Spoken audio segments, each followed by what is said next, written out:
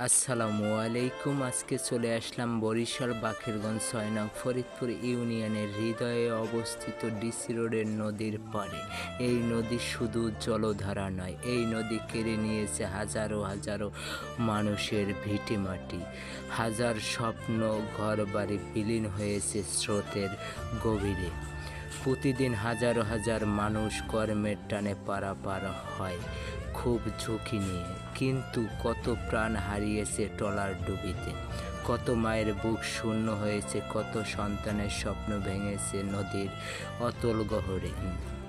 আজও মানুষ প্রশ্ন করে, ডিসি রোডের নদীর বুকে কেন এখনো নেই ব্রিজ, কেন থেমে আছে উন্নয়নের চাকা? এই সেতুটি হলে বদলে যেত চিত্র।